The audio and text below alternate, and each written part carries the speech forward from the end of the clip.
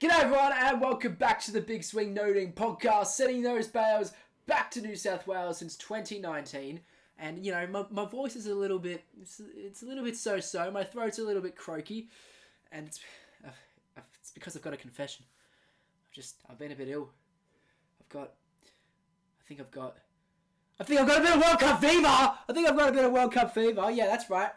2 episodes in the span of a month. I said I was going to do it every week, apparently not happening. But hey, we're only a week into the World Cup, so that'll do. I'm just kidding, man. I've not got World Cup fever at all. Raise your hand if you've got World Cup fever. Everyone, raise your hand in your room right now in your car. Okay, if you raised your hand, you're an idiot. I've never been so disinterested in a World Cup in my life. Quite frankly, this just feels like it has no soul. I'm just going to go on a quick little World Cup rant to start off with, and you might be thinking, Nelson, that's a little bit hypocritical. Is it just because Australia suck? That's a fair point. Maybe it is. Maybe that's just why I'm so disinterested. But it's just sort of felt like this coming into the World Cup. There was not really that much fanfare around it. Maybe it was very different in places like New Zealand and India. I'm not sure why I said New Zealand there. I think I've just been exposed to more patriotism in New Zealand recently. Maybe that's just because they're doing well though. But I think perhaps with the, how often World Cup or World Cup events or global organizations, ICC events, I should say, have been occurring lately. As you know, we've had 2 T20 World Cups in the last 2 years. We had a World Test Championship final this year. They've brought the Champions Trophy back. We've got a T20 World Cup next year. It's just, to be honest, this is the damn Cricket World Cup. It does only happen every 4 years, and quite frankly, I do not care less about it. So, ICC, get your stuff together. Maybe they don't want to though. Maybe they don't want to, because this is probably going to be the penultimate 50 over World Cup, which it sucks because the World Cup has been such an important part of growing cricket. There's so many iconic moments that you immediately associate with a World Cup, and to now just feel I don't really care what happens this World Cup. It's damn. What are we doing here, dude? You just lose so much of the soul. You lose a lot of patriotism, and you lose a lot of the tribalism more so as well, I should say. And I think, this is just the little things as well. They haven't changed the 50 over World Cup logo from the last edition. They've had the same T20 World Cup logo for the last 4 editions or something. They didn't even change the graphics. Or they put in little borders. Oh guys, it's in India, so we're going to put in little expressive borders. Shut the fuck up. Do something interesting. Redesign it. It just doesn't have a distinct personality. All these little things go in. I couldn't tell you what the World Cup theme is for this one. The last T20 World Cup in Australia, it was just, the theme was just, oh. Bro, what are we doing here, dude? What are we doing? So yeah, I'm not in the best of moods relating to this World Cup, so maybe this will be a shortened episode, that we'll see. And I've got absolutely no notes for this. I might just pull up some results on quick info, but otherwise, I don't know what I'm going to say. So brace yourselves, because this could either be really bad, really good, or just completely off the cuff, like the BBL predictions episode, which if you have, not BBL predictions, BBL draft review episode, which if you haven't seen, go listen to, because it's an audio only one, because because things are happening and it's not great. But hopefully I think I've figured out all my editing and got the video stuff, the actual picture stuff down packed. But if you haven't listened to that, go listen, because in my personal opinion, some of my best work. We kind of, it's not PG. It went a little bit off the rails, but hey, that's what we're here for, eh? That's what solo podcast is. It's why I'm slowly being driven into insanity, just sitting by myself, talking to a camera, surrounded by a bunch of KFC buckets. That's life, right? But where are teams at right now? So obviously, my natural instinct is to go off right off. Well, for the first cap of the rank, we're going to go for Australia, obviously, because that's the country I have the most to say about. And that's where most of my listeners are from. So, Australia are 0-2, but it feels like 0-3 because of this net run rate thing, which they are minus 1.8 at the moment, which is effectively a third game behind. And they have just been so thoroughly outclassed in these two matches, then it's left a lot of questions. And quite frankly, I never really believed that we had a chance going into this World Cup. Although I was slightly more optimistic than others because I thought, oh, well, this team hasn't really played together that much. Maybe once we get our full strength team in, the dynamic will be a little bit better. And, Glenn Maxwell back in as a huge plus. And so I was thinking, okay, maybe it'll tie together a bit nicely. Maybe we can make a run to the final. It definitely doesn't look like that at the moment. We would need a lot to go right to win this World Cup. And quite frankly, I don't think we deserve it. So, what are the biggest issues here? Well, obviously, the biggest talking point has been the presence of a non-second spinner. Glenn Maxwell has actually been really, really good, so I don't necessarily think that the second spinning hole, if you will, is a big downside for Australia. But perhaps as the tournament goes on, I don't think you're going to get 2 for 35 from Glenn Maxwell with 10 overs bowled every single game. So I don't think that is going to be sustainable. And some people were saying, why isn't Agar playing? Why isn't Kuhnemann playing? And no one said why isn't Kuhnemann playing. I'm saying why isn't Kuhnemann playing? But just things like that, right? But ultimately, I don't think Australia has the quality for a second spinner. We just don't, because that means that you're picking someone who is going to be better than either Mitch Starc, Josh Hazlewood, or Pat Cummins. Not Pat Cummins because he's the captain, and not Mitch Starc because he's statistically on track to be the best ODI fast bowler of all time. So then you're picking someone who has to be better than Josh Hazlewood, who was the number 1 ranked ODI bowler in the world for the last year or something like that, right? Well, something along those lines. And that is it's unrealistic. I find, even if you've got a really high quality second spinner, then yeah, okay, you would probably put that in, but they've got to be pound for pound. But ultimately, to displace someone like Josh Hazlewood, who isn't really a guy who's going to do anything that much different. He's gonna, exactly what you're gonna get out of him. Albeit he hasn't been incredible to start this World Cup, but I do believe that he's just sort of the guy who do the same thing over and over again, and the results will start to show up. So I think it'll come back to the mean in due time. But what are the options here? Well, Ashton Agar is the first player that comes to your mind, and he was in the World Cup initially, the squad. But this is the thing. The idea of Ashton Agar is so much better than what reality is. Do you know what his bowling average is in ODIs? I don't. But last I checked, it was 46. The man does not take wickets, and he doesn't keep an end down so that Adam Zampa can go off his head on the other end. His economy's 5.8 as well, or 5.9. He's not providing anything. And then you're okay, well, if he can just sort of hold an end, or if he can just be there in suitable spinning conditions, well, we've got his batting as well. That's a big plus. He's going to be batting at 8 in this scenario, right? If you pick him. And whilst I do believe in batting depth for 50 over size, more rounders the better, so long as it doesn't detract from overall quality, there's at 8, Ashton Agar is doing nothing. He needs to be up the order, but then he's not quality enough to be up the order. So it's a really tricky situation, because he can sort of go from ball 1, but not really. I'm pretty sure he averages 18 in ODIs. It's just not something that his batting is worth picking at the moment. You're suggesting that, okay, he's the second spinner he's the second best spinner in the country is what you're picking him for. You're not really picking him for his batting. A little bit of batting depth, maybe, but there are so many bigger issues than just, the number 8 batting spot. Pat Cummins and Mitch Starc are actually doing really well. They've been our best batters this World Cup, so I don't really think that is the issue.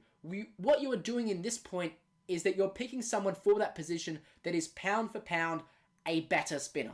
And ideally, you're looking for someone that will turn it the other way. Tanveer Sangha is on standby as he's on standby as a replacement player in case someone gets injured. And Tanveer is great. I'm world's biggest Tanveer fan. I was on him since day -1, before he even played a game in the Under-19s World Cup. I said he'd be the number 1 T20 bowler in the world one day. looking pretty good for that, just to be at some point in his career. However, for ODI cricket, I think it's a little bit of a big step yet. I'm sort of guessing here, but I would assume that he's played less than 10 List A games or something around that mark. So it's not even the inexperience, though, because I think Tanveer Sangha is a very, very intelligent cricketer. And if you watch him in the Big Bash, he's one of the most thinking bowlers that you can get. So I don't think his age is necessarily a big drawback in terms of his tactics. It's more so, okay, how can I really position things? Because the pitching, the lines, they're all a little bit different in ODI cricket, and it's harder to sustain that over 10 overs, especially in India, where you're looking to bowl against guys from India who, like, eventually you're going to have to beat India at some point in this tournament, whether it be in the semi-finals or final or in the group stage. You're going to have to beat India to win this World Cup. And they're the best players of spin in the world. So you need to have a point of difference. And ultimately, I don't think Tanveer is quite there yet. Next World Cup in 2027 in South Africa, if that even goes ahead, sure, he probably will be. But at the moment, you're looking for someone who's ready-made and is right now there. And Tom Murphy is one. I think Tom Murphy absolutely could have been given a chance in the T20 format because his economy is like 5.8 in T20s or maybe even less than that. It's something ridiculous. And I think his style would kind of suit ODI cricket. But the big one, and I think the obvious one, is Matt Kuhnemann, who I briefly said before. And the crazy thing is, Matt Kuhnemann played an ODI series for Australia last year. He played 3 matches. Now, I don't understand what happened. He was pretty good. He wasn't amazing, but this was before he really found his feet at an international level, before he played Test cricket for Australia. Like, Matt Kuhnemann's played 3 Test matches. Like, bro. Whoa!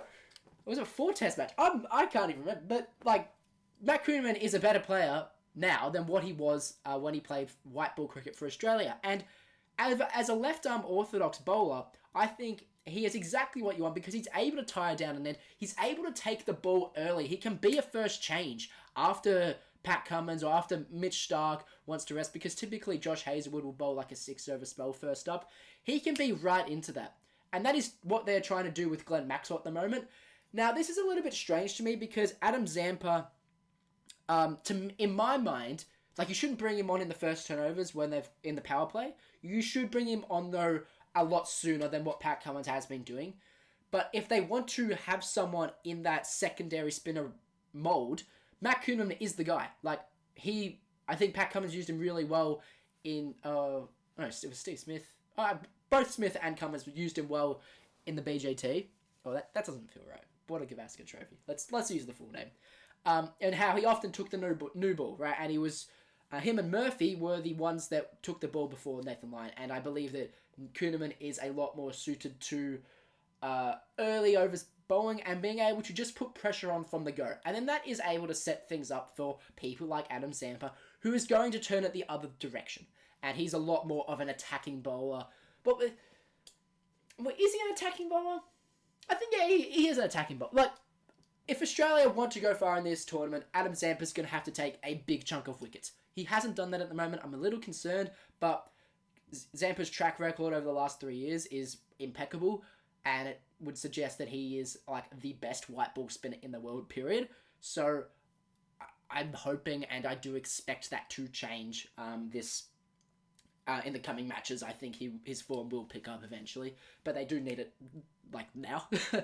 But if he's able to have a better partnership, then I think that just releases a lot of the pressure. Because Glenn Maxwell, even though he's been fantastic, his role has been just sort of to dart through some overs. Kuhnemann can put you under pressure, but also sort of bring some things into play. He's, like, I don't think anyone would argue that Glenn Maxwell's a better bowler than Matt Kuhnemann. No one would argue that. So I think it would absolutely have been worth Matt Kuhnemann being the second spinner, and I think that just brings in a lot more variety, and it brings in more points of difference to your batting, to your bowling lineup. Even though Kuhnemann actually, now I'm thinking about it, does spin it the same way as Zampa. They spin it very differing amounts. And left arm orthodox is just different to right arm wrist spin. So I definitely would prefer that. And I think if you're looking for a guy that needs to hold down that end or to build a partnership with your bowlers, I'm talking, I would have picked Matt Kuhneman in the squad at least and seeing, okay, if this four seamers, one spinner attack, or three seamers and then all rounders and whatever the attack is right now, if that doesn't work, which it hasn't, then I would be bringing in Matt Kuhneman. And so now I think would be the perfect time to inject him. But the biggest issue is the batting. Got bowled out for, what was it, 180, 190? I'll check it right now, the exact number. But it was not pretty viewing against South Africa. They were just behind from the absolute get-go. It was the same thing against India, really. Bowled out for 199. Wow, that's actually way lower than I remember. And 177 against South Africa. So what's going on here? Because you look at the names. Like, let me just read out the names that played against this. They played in this India match, right? Dave Warner, Mitch Marsh, Steve Smith, Marnus Labuschagne, Glenn Maxwell, Alex Carey, Cameron Green is your batting lineup. On its own, that should be fantastic. Alright? So what is going on here? Well, people have been pointing to Cameron Green not being able to make runs at the moment, and he's overrated, he's overhyped. I never understood the hype for Cameron Green. How about you shut up? People who talk smack on Cameron Green have a... I don't even know the word on it, but their grasp on cricket is very, very low. I've got a tenuous grasp on cricket at best. So, I don't think it's Cam Green's fault, even though he got dropped for the last match for Marcus Stoinis. I don't understand how that fixes anything. But Cameron Green, he batted at 7 in the first match. Do you know how many times Cameron Green has batted at 7 in a white ball match, or a white ball, or any match over the last 2 years? It's this many. It's 0, right? Internationally, domestically. It's not his spot. He's a guy who needs to put pressure on. He's not a guy who performs when there is a lot of pressure in, because they're using him as your, okay, the team has collapsed now, here you go, you have to fix it. That's not Cameron Green. He's a guy who has to work with someone like Steve Smith, like Marnus Labuschagne, and pumps it up a little bit. Maybe I believe he could work pretty well with Glenn Maxwell as well. But he's a guy who sort of needs to impose himself first rather than be imposed upon. Pause. But hopefully you understand what I'm saying there. But then they just completely threw him away at 7. And they're like, no, we would rather Marcus Stoinis, who has never ever performed at number 7. I don't understand why Marcus Stoinis keeps getting picked to play at number 7. He's not a finisher. You can't just pick someone to be your finisher because, they've got a big body and he can hit a big ball. But he doesn't do that from ball 1, and he doesn't do that at the death. He doesn't finish things off. It's just not who Marcus Stoinis is. And we've been trying to do this for 7 years now. Not once has it paid off. Well, I lie. He has like one good innings every year. And then everyone thinks, oh wow, he's about to take over world cricket. And then he just doesn't. Marcus Stoinis is a top-order batsman. He needs the keys to an innings. He needs to open if you are going to play him. I don't believe he should be in the 11, but if you are going to pick him in the 11, he needs to be in the top 3. Steve Smith is at 3, Dave Warner is at 1. The only real applicable solution would be to bat him as Dave Warner's opening partner. And that would kind of make sense, actually, because Mitch Marsh hasn't really been working at the top. And I would not be completely against doing this opening and then throwing Mitch Marsh down the order to 5 or 4. That makes more sense to me. Now, what is really the biggest issue here is that you've got Smith 3, Marnus Labuschagne 4, Alex Carey 5. It doesn't work. The dynamic is not portable. It is clunky. Individually, Alex Carey is probably a better batsman than Josh Inglis. Probably. I'm not sure. It's hard to get a good grasp on it. However, Josh Inglis is much more portable to go in more situations and to bat with different players. He's a guy who can ramp a ball. He's a guy who doesn't sweep the damn... he doesn't just sweep at every single ball against spin, because he has a brain, usually, and although his dismissal against South Africa wasn't the best, it was a nut. Like, it was an absolute nut that he copped. Nice wicket, Tom Murphy. Just got Bryce Street out for 56 of 174, by the way. Yes, I get Sheffield Shield notifications. Yes, I have no friends. But I think Josh Inglis fits the dynamic a little bit better, and he just sort of declunkifies it a little bit more. So that way you just get a little bit more flexibility depending on game situation. So I do support picking Josh Inglis, even though Alex Carey is probably quality-wise better. He doesn't work, because the only place you can realistically play him is at number 5, and then at that point he's batting behind Marnus Labuschagne and Steve Smith. Doesn't work. How about those two though? Steve Smith, Marnus Labuschagne. Well, this is the thing, right? Because Marnus Labuschagne has pretty much made himself undroppable now. He keeps making runs, which is, like, it's good. I'm happy for him, because he just wasn't making runs at all in ODI cricket for the last few years. And so I completely supported him not being in the squad initially. And now he came in, and now he started making runs, so you can't drop him. However, when you've got Steve Smith is not getting dropped either. Like, he's fantastic. I don't need to say that. But when you've got both of them together, and because they take up this massive chunk of time, it's really making it hard to progress the game. And then what's often happening is one of them is getting out in like 40s or 30s. And it's sort of slowing the game down for no reward. So one of two things has to happen. Number one is you start to put pressure on him and just strike at about 90. 90 is fine. Or number two is that you just... So that way, if you do get out, you know, it's not the biggest drama because you haven't fallen behind in the game so much. But the biggest thing is, obviously, if you're going to stay in and make your 46 off 71 or 27 off 41... you need to go on with it. And obviously it's not their choice whether they go on to. Obviously they would like to, but that is not happening right now.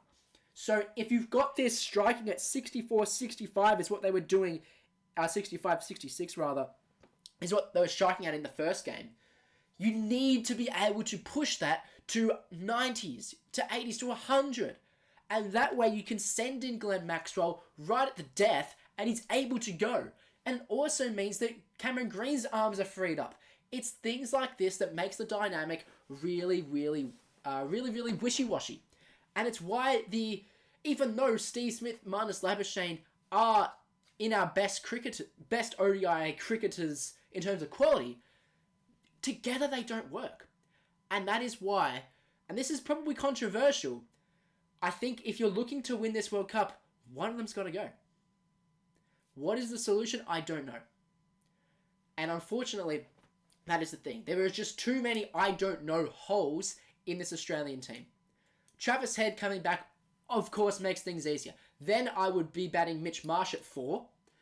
Marnus Labuschagne probably gets dropped in my you know, off the rails selection. This is just what I would do, but it won't happen. Marnus is not going to get dropped. But say you have Steve Smith 3, Mitch Marsh 4, and then you can put up Cam Green at 5. You can put in Josh Inglis 6, and then Glenn Maxwell 7. But that whole 5 to 7 bit is floating. And it means that if, we lose a couple wickets early, Head hasn't gone on well, or Dave Ward or Steve Smith, they've fallen, or maybe Steve Smith is 40 off 70, and Mitch Marsh hasn't had a good run, then you can throw in Cameron Green early, you can throw in Josh Inglis early, you can throw in these different situations.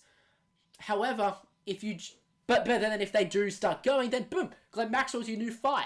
Cameron Green can go from the word go. Josh Inglis can go from the word go. So that's why I think there's just a lot of differing solutions here. My real hot take is that Jimmy Pearson should be the main keeper, but obviously they can't change the squad now, and it's all just because, you know, he can bat at your number 7, so he doesn't clog things up, and he's a finisher, but he's a bit of an... Ooh, I almost said he's a bit of an MS Dhoni type finisher. Ooh, that's hot. That's hot. I meant, like, he can take things deep. like, initially, he doesn't score fast at all. Like, he just does not score fast. But he's able to solidify the match. And then if he takes it deep and just stay within touching distance, he is then able to use his quality to send it over the rope. He's also the best gloveman in the country. So, I would love to see Jimmy Pierce in all formats, but hey, that's why I'm not a selector. It just won't happen. And then Matt Kuhneman is also who I would pick. So, to me, there are just too many different issues, because if you look at each player individually, the quality is absolutely there for Australia to win a World Cup. But together, they don't all flow, and that is what's holding them back. Whereas if you look at a team like India, I mean, obviously India is just, I think it's almost obvious after 2 games, or 2 or 3 games that they've played, India's probably going to win the World Cup. Like, they just look so damn good at the moment. You got, I'll look at who played last night in the India-Pakistan match, which, yeah, this is my shirt, by the way, T20 World Cup. I was there for the India-Pakistan match in the T20 World Cup. Insane match. This is just for our YouTube watchers. That's the shirt that I'm wearing with a Wiggles cap as well. If you're on audio, go to YouTube. A bit of drip for your. I'm being really cringe now because I'm just procrastinating to try and find the India-Pakistan match on Cricket Info. But this is what they rolled out last night.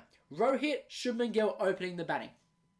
I mean, dude, that's like pressure just personified. Rohit Sharma has been unbelievable this World Cup. He's been unbelievable every World Cup. He's just an unbelievable player. All right? Rohit Sharma is pressure. Shubman Gill is exciting, but he's also a guy who can stick around if need be. But he puts the things on. And even though he only made 16 off 11 last night, he can still sort of push the game forward, or he can give it over to Rohit Sharma. And then, if one of those gets out cheaply, you've got Virat fucking Kohli in at 3. The best white ball player of all time. So, I mean, I can criticize all these other teams all I want. They don't have the quality of India. No one has a Rohit Sharma or a Virat Kohli, so maybe that's not valid criticism. But then afterwards, you've got Shreyas Iyer, KL Rahul at 4 and 5, who are more accumulating guys. Shreyas Iyer is probably a little bit more attacking, but you got a guy. Shreyas Iyer is your player of spin. KL Rahul is your safety net. And then after that, you've got Hardik Pandya, who is super portable, and he's a guy who finishes things off, but he can also be really stable. He's a guy who batted with Virat Kohli at this T-shirts match and won them the match against Pakistan. So, not last night. He didn't win the match last night. I don't know what the hell he did. He bowled a few overs, maybe got 1 wicket. Got 2 wickets, 2 for 34. Good on you. But there's just a lot more portability. There's a lot more understanding in that top 6. Who is their 7, actually? They got Jadeja. Jadeja's at 7. So then if Shreyas or KL Rahul were to get out, they would send in Ravindra Jadeja. And then they've got Shardul Thakur. Shad's bowled 2 overs last night. 2 overs. They did not need him. But he's just there because he's flexible. That is the key to winning World Cups. That's what happened in the last World Cup. England, they batted all the way down to like 9 or 10. Like, dude, that doesn't happen. But when you've got this flexibility in your game, mixed with the quality, players that understand each other and can adapt to each situation, and you've got things there like your Shreyas Iyer, who is your spin specialist, KL Rahul's your safety net, Kohli and Rohit are going to just put things underway from the word go because they are Virat and Rohit, and Shubman Gill is just sort of like a silent aggressor. It all works. So that is sort of the blueprint for other teams to follow. And that is why Australia can't go far in this World Cup. They might not even make the knockouts. They probably do, just because the quality is just overpowering, and that is often what happens. However, they probably can't go all the way. So, India, as we briefly just discussed, I mean, what a show they put on last night. Speaking of points of difference, Kuldeep Yadav. Holy balls, dude. I mean, he only took 2 for 35. He only took 2 for 35 off his 10, which doesn't sound that spectacular. Like you think, oh, well, he's pegged down an end. That's a good job. The 2 wickets he got were Suraj Shakil and Iftikhar as well. So now that you look at the scorecard and you're like, damn, like why is Kuldeep getting all this fanfare? Well, actually, he just keeps putting things under pressure. And because he's got this point of difference and he's got this beautiful bowling action, I could watch it all day. Kuldeep Yadav, one of the most watchable players in the world. He's set things up for guys like Mohammad Siraj, Jasprit Bumrah to then come in and get your Babar Azams, your Mohammad Rizwans out. It works in partnerships. And they've just got no holes like this. Their sixth bowler is supposed to be Hardik. And Shads... I keep going Shadow with the core Shads. Just a few people will understand, but that's who I'm referring to when I say that. But you can also allow... Because Shads is just sort of just sitting there as your bowling safety net. And he can also just be a little bit of batting depth. He doesn't need to do anything more. Ravindra Jadeja wasn't even that good last night. Still took 2 for 38. Didn't have to bat, but he's there. And then against Australia and Chennai, he was the aggressor. And then if you're playing in Chennai, instead of Shardul Thakur, you're going to put in Ravi Ashwin. It never fails. You cannot go wrong. There is just so much portability in the bowling, in the batting, for anything you want.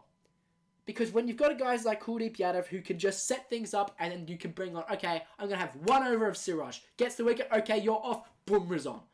It works out so well.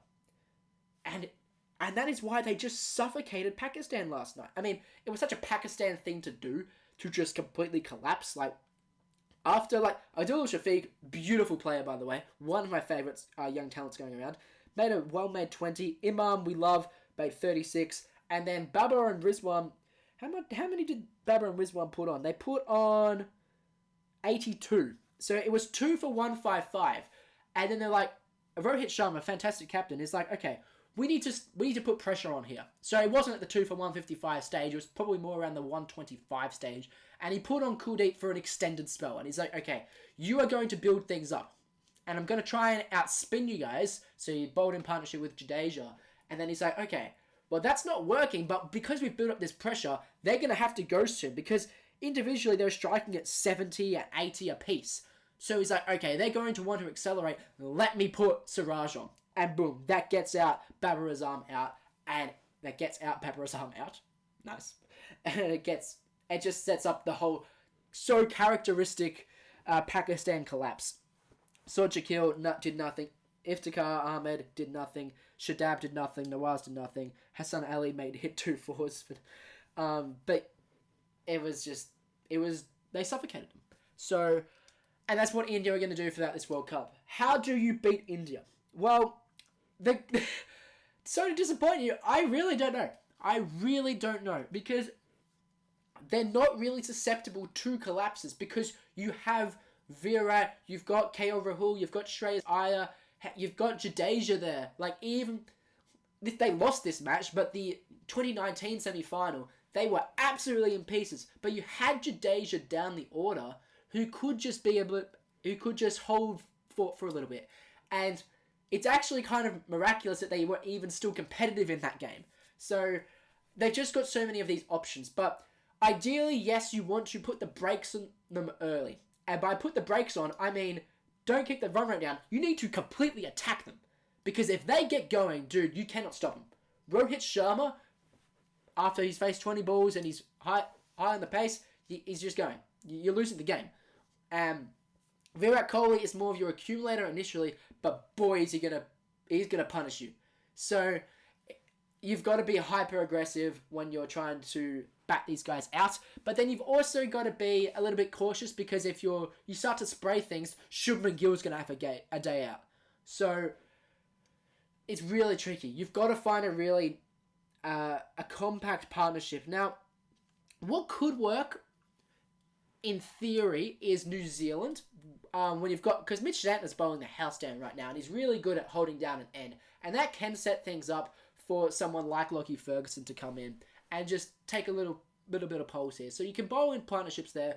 However, on paper that makes sense. I don't think Mitch Santner's going to trouble India that much. So whilst Santner's been great, I don't think he's really going to push India, and ultimately that is what he's going to have to do if New Zealand want to win this World Cup. Let's move over to New Zealand, because they have been absolutely fantastic in the 3 games they've played. They absolutely destroyed England. Not even a comfortable win. They destroyed them. So beautiful to see a country and this is a message to the Australian selectors regarding Cameron Green. New Zealand looked at Ratchin Ravinja, right, and he's played quite a few internationals now, and they're like, okay, you're not doing too well. And some people would be like, oh, he's just not fit. He's not fit for international cricket yet. He's not ready. I had always said, I say always like this has been a long time, but it's only been like a year.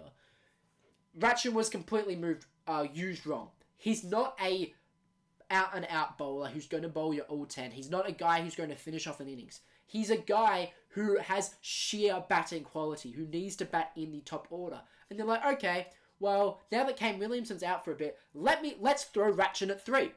Let's just see what happens here. And boom, what do you know? Once you give him the keys, or you just get him in a situation where he's going to feel more at home, he absolutely destroyed these fools. Absolutely destroyed them. Some of the cleanest hitting you'll ever see. It's absolutely beautiful to watch.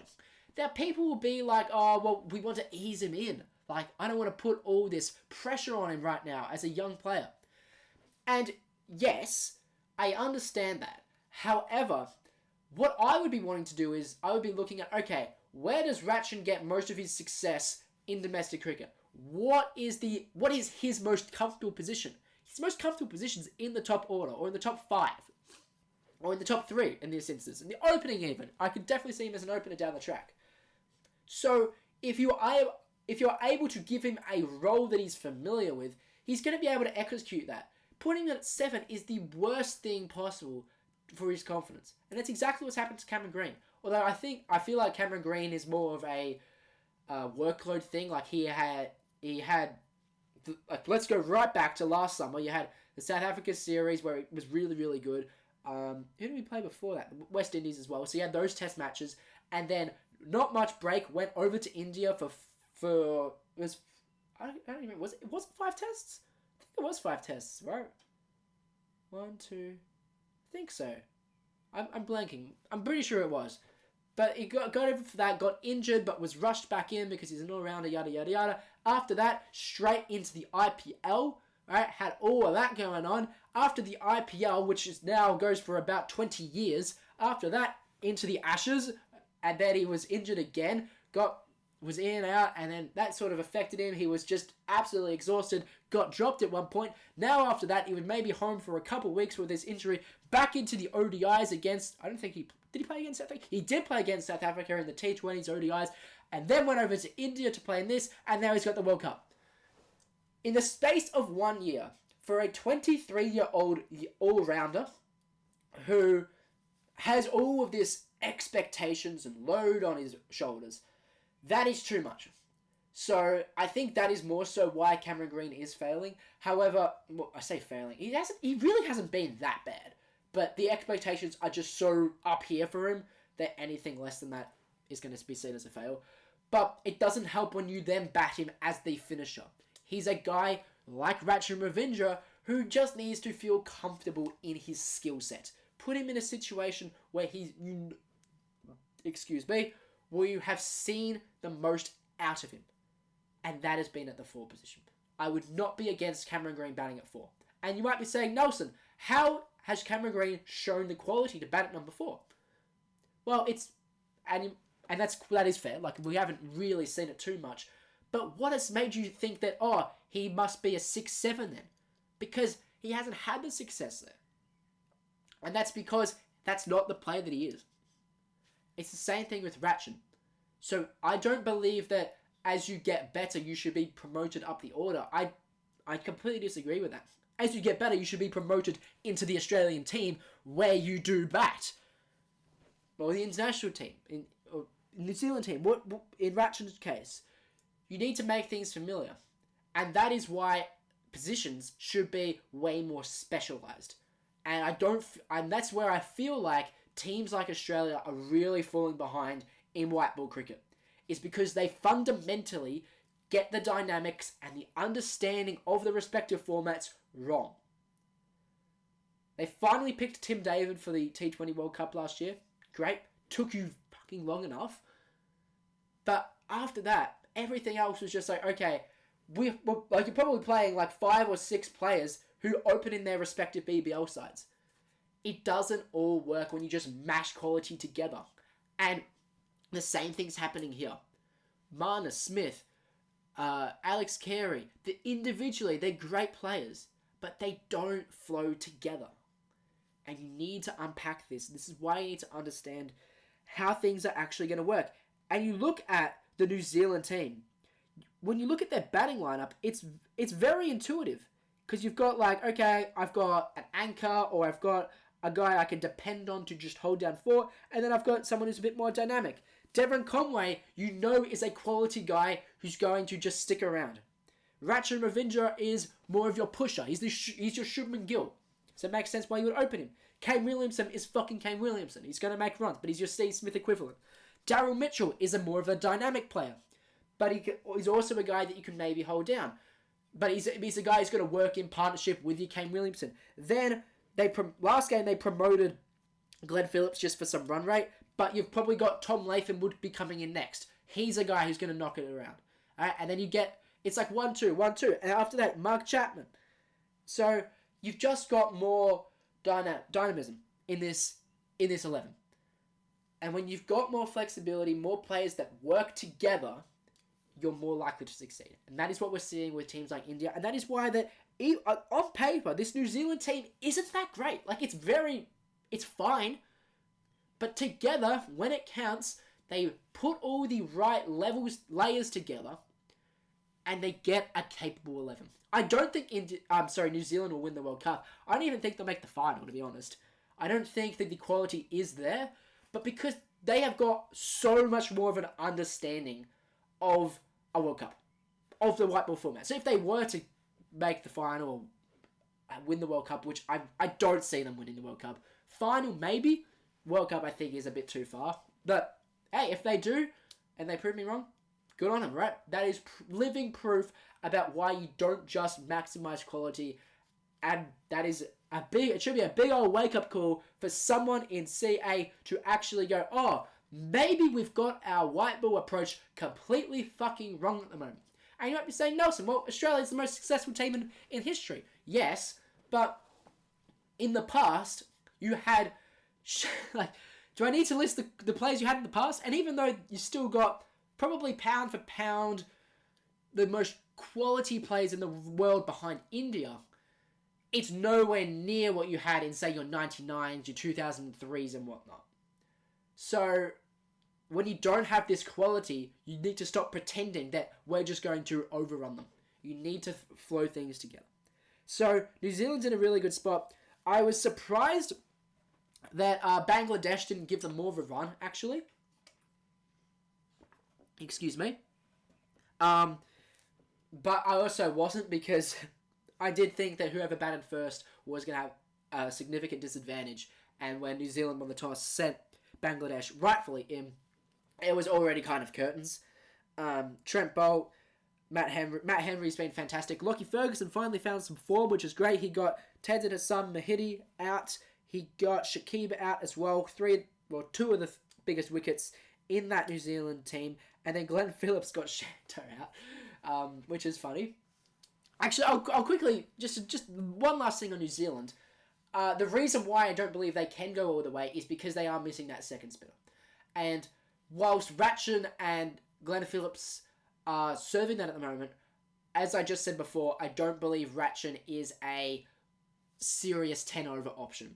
I like his bowling. I think it is better than what the statistics will often show. However, it is quite raw at the moment, and for a guy that you want to rely on over, a long-term World Cup campaign, that is a big ask for a big overs. So, Glenn Phillips being used very well. I anticipate it. I mean, they just played this in Chennai, and Ish Sodhi didn't play. So that is interesting. But even if Ish Sodhi, we got there eventually. That shouldn't even be that hard to say. If Ish Sodhi, a little bit. I started saying my shushes.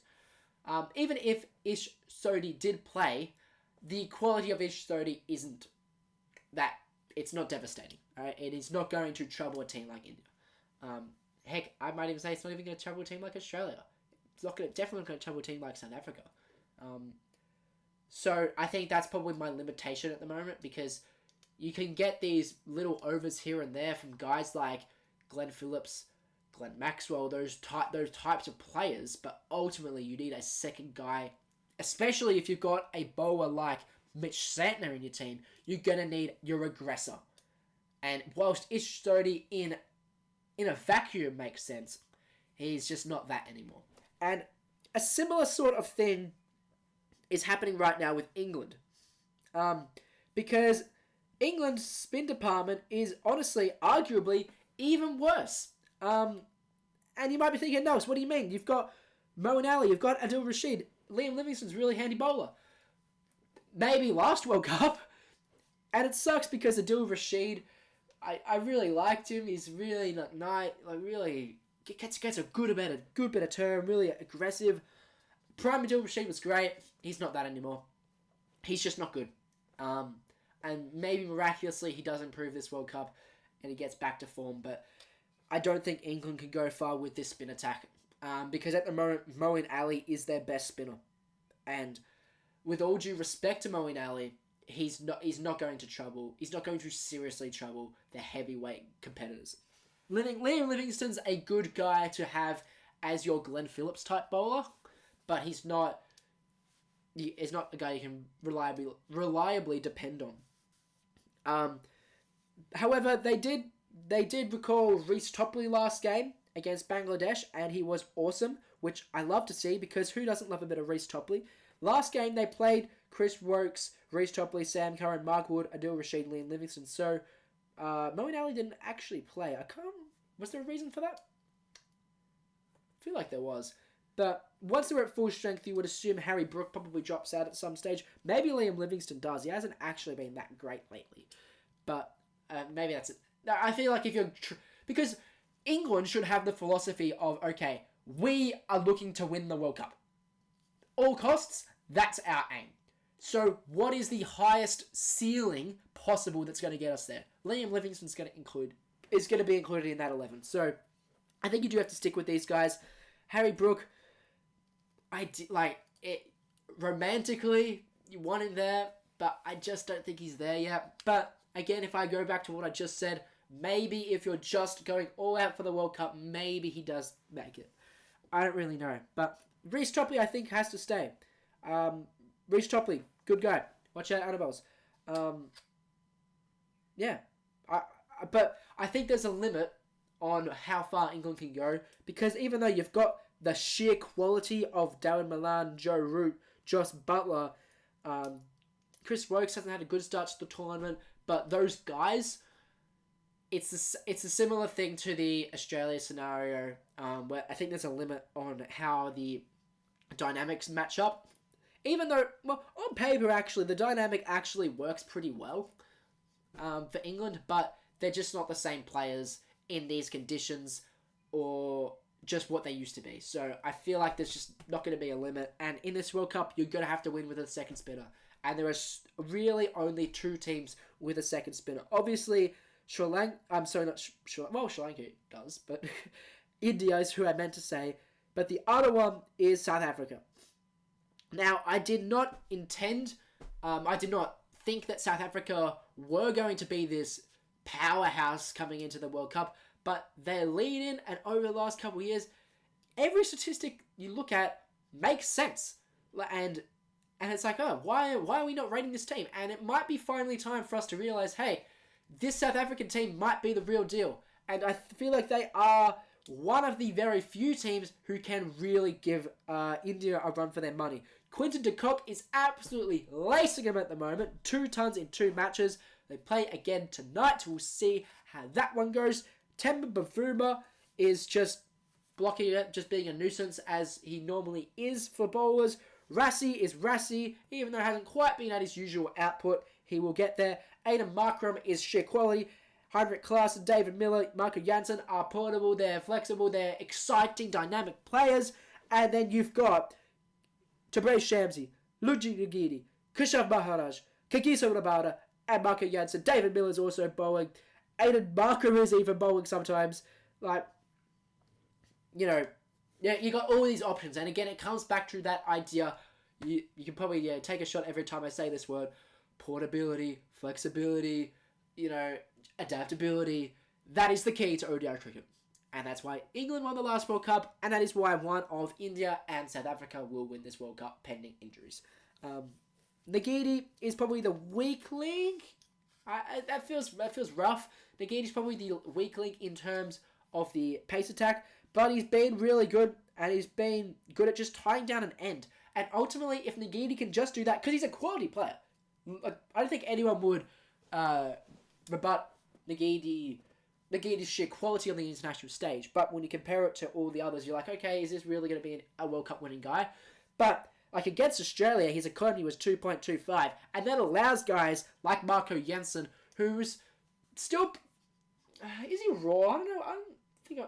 I think he's got a lot of room for improvement, Marco Jansen. But fuck me, he's a scary guy. And he's a guy who's going to take wickets if you put that pressure on at the other end. Kagiso Rabada, absolutely, is going to get his no matter what. And Shamsi has been fantastic over the last couple of years. And Keshav Maharaj, even though I instinctively don't really rate him, he's working a treat on these Indian pitches. And all together, they tie in really well. And if you've got these quality spinners like Maharaj and Shamsi, I think that is a recipe that you can really trouble some teams, and most notably some batters in the India lineup. Because if you get guys like Nagidi to hold down Rohit, hold down Gill early, and then allow Kagiso Rabada to knock him over, maybe even get Kohli out, then it leads to, okay, I've probably got KL Rahul, Ravindra Jadeja, Shreyas Iyer's coming in next. So Shreyas maybe is going to be the pain here, but then you've got Nagidi, Jansen, and Rabada who can bounce the shit out of it, and that is obviously Shreyas' big weakness, is the short ball. So I think that they are well equipped to really give India a scare, and this feels maybe a little bit unfair. I would like to just see this just keep going for a little bit longer. The World Cup is a very long tournament these days, so I would just like to see South Africa keep this up for a longer period. But I think what their biggest advantage is that these guys have more or less been playing together for most of the Super League cycle. And whilst obviously every team has made changes at the top and they've rested players here and there, I feel like the position for position, it's all relatively stayed the same. Players are very assured in their role. Much like the Indian team, although there's a little bit of grey area between Shreyas, KL, that sort of area, but it's very, very small, and they're quality enough to make it up anyway. But when do South Africa play India? I would be really interested to see. New Zealand play India next week on the Sunday, and South Africa play New Zealand on the 1st of November, and they play India on the 5th of November. So, that's 3 weeks away.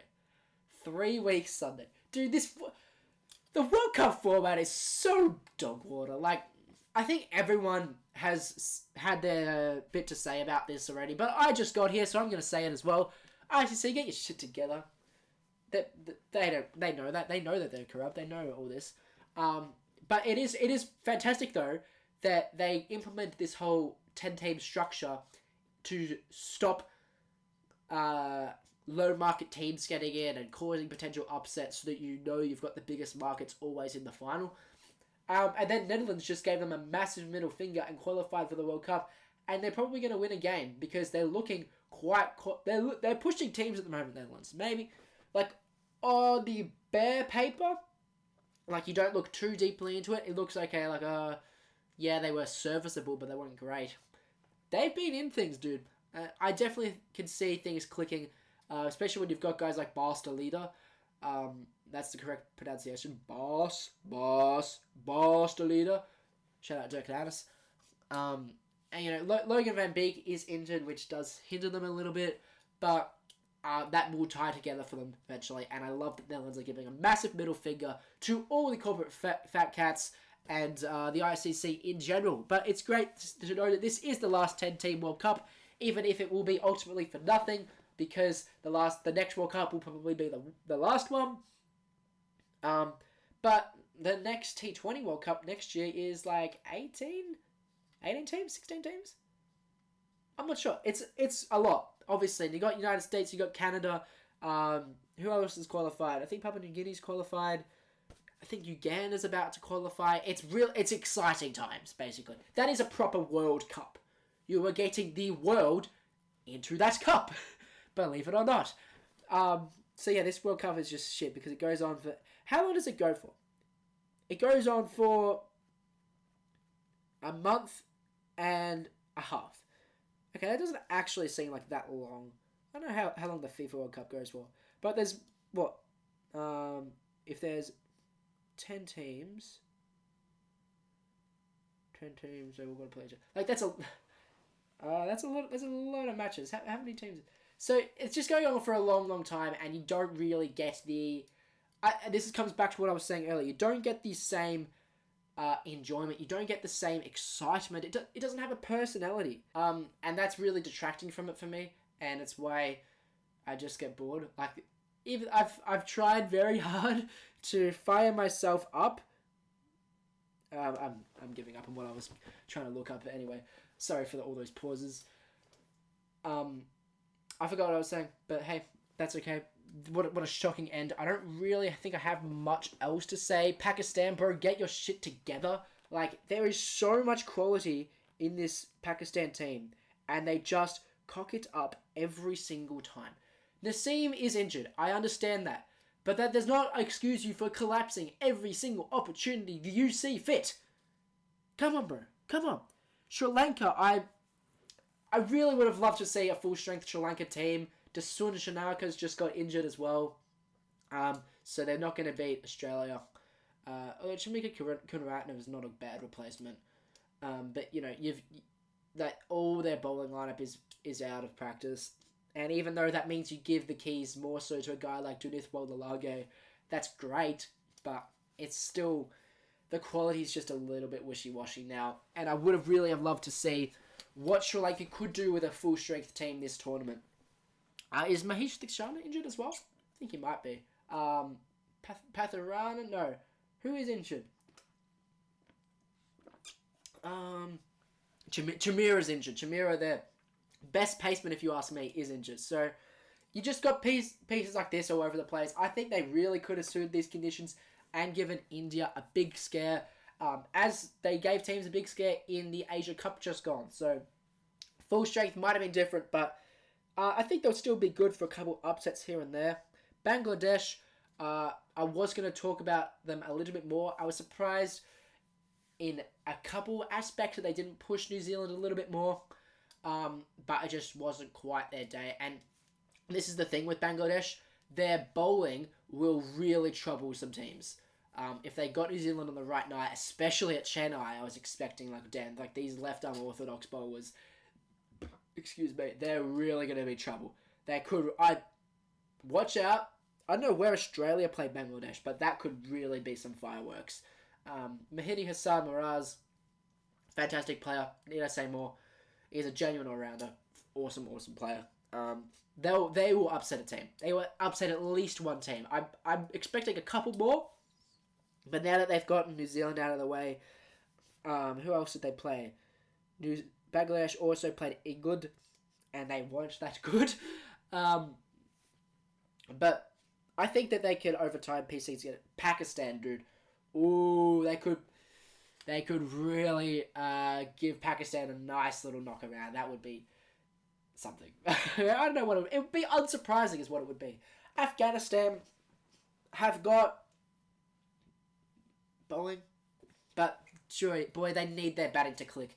If Afghanistan are to beat really anyone, they're going to need your Ramadala Gabazas to click. Hash Shahidi did click the other night against India, but it wasn't enough.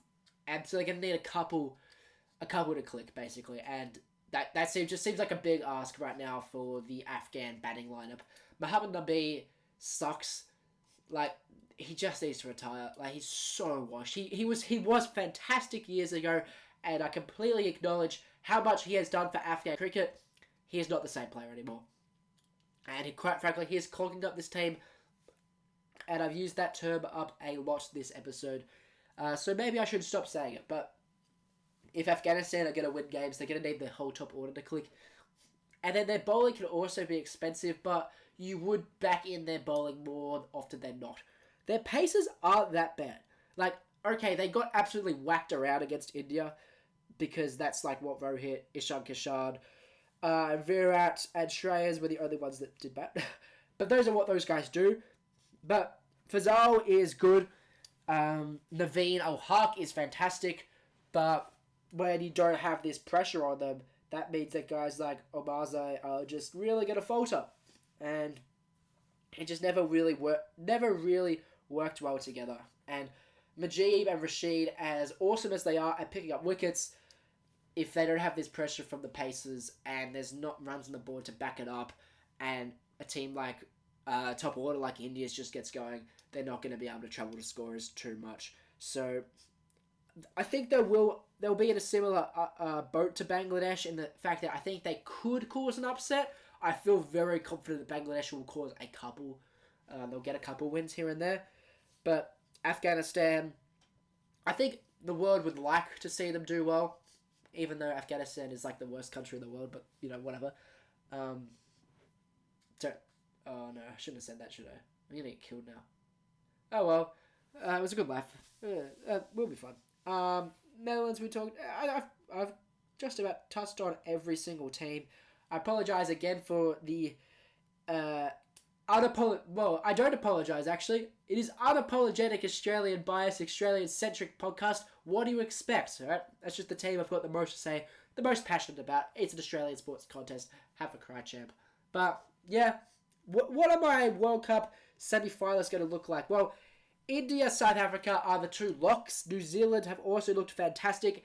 And whilst I don't think the quality is that great, they're just so okay at everything that I don't think they're going to really slip up. Australia could be a danger game for New Zealand, but other than that, I think they'll pretty easily beat Pakistan. They've beaten Bangladesh. Sri Lanka could be a team to look out for against them, but yeah, otherwise, those are the only two teams, really. Sri Lanka, Australia, and then, that's... Oh, and then India as well, obviously. But if you're already winning and you're playing against those same semi-finalists, the results don't actually matter too much. It's what happens to the teams who are competing against your spot. But I think New Zealand should make the semi-finals. They definitely look like they will, but again, they're just too solid overall to completely collapse on themselves and whatnot. Do I think Australia can make a big run and just find their way into form? Not really. Not really, to be honest with you. They've got Sri Lanka tomorrow night. Then they've got Pakistan. And then they've got Netherlands. So I mean, they should beat Sri Lanka tomorrow night with Shanaka out. But Dan, you've got these Sri Lankan spinners. You never know what they can do. And if they really get a hold on you, you got Kusal, who's just making runs for fun at the moment. It could be a danger game. But obviously, whoever loses that out of Australia, Sri Lanka is out of the World Cup, more or less. Sri Lanka could definitely make a run for the semi-finals. Unfortunately, I don't think it is sustainable enough the way their team is made up right now with the injuries. But who knows? They could really push a few teams like England. Australia, England will be the big one, I think.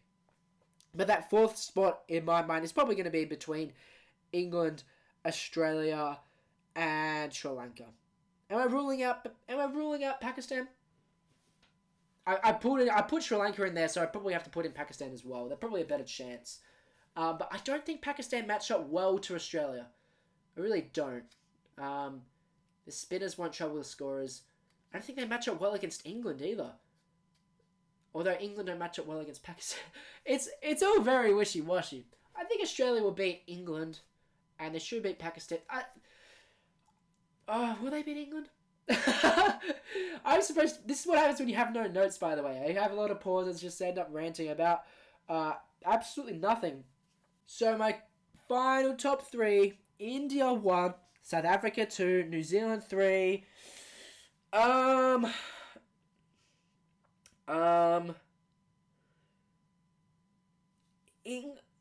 4. I think England 4. I just don't think their spinners are going to trouble Pakistan or Australia, though. But then I don't believe in Australia's team because they're effectively 3 games behind with their net run rate. So, it could be Sri Lanka, bro. I really hope Sri Lanka make it. That would be fantastic. I'm going to say Sri Lanka.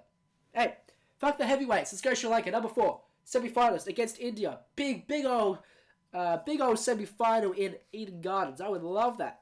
That would be good. And then you got New Zealand, South Africa. Oh, baby. It's going to be an India-South Africa final in my mind, unless they match up in the semi-final, which I don't really think will happen. Another thing to consider is that teams are going to have to rotate players. Like, it's a long World Cup. There's going to be different, like, depth is going to be tested. So, it could be interesting. I don't know how good New Zealand's depth is. I think it's okay. But then they've just got so many injuries right now, and Kane Williamson's taking up a big part of their squad. I didn't even mention that, by the way. Kane Williamson's fractured his thumb, as you all know. He will be back for the back end of the World Cup, they're hoping. But that is a massive hole. And maybe that means that New Zealand do trip up to teams like Australia, Pakistan, and Sri Lanka. I don't think they will. I don't think they'll... They could. I don't think they will. But with Kane Williamson out, it's a possibility. So maybe New Zealand aren't a lock. I know I've talked them up a lot about the how well their top order fits together and whatnot, but New Zealand could be in... I'm not as high on them as what many people are. I don't think they can win the World Cup. New Zealand, England, Australia, Sri Lanka. Yeah, Sri Lanka. Sri Lanka, all the way. Come on. Yep, we're going with it. That won't be right, but, you know, it's what we're here for. What is this podcast ever right? We're just here for some fun. Thank you so much for listening to the Big Swing Noting podcast World Cup wrap-up week 1. Hopefully we can get one of these out weekly. Won't happen, but hopefully it will. We'll just see what happens. Every time I've got something to say, I'll come on here. Been watching a bit of Sheffield Shield. Don't have that much to say about it. Could be interesting. Hayley Matthews is a GOAT. Annabelle Sutherland is a GOAT. That is all I've got to say. Play it through. See ya.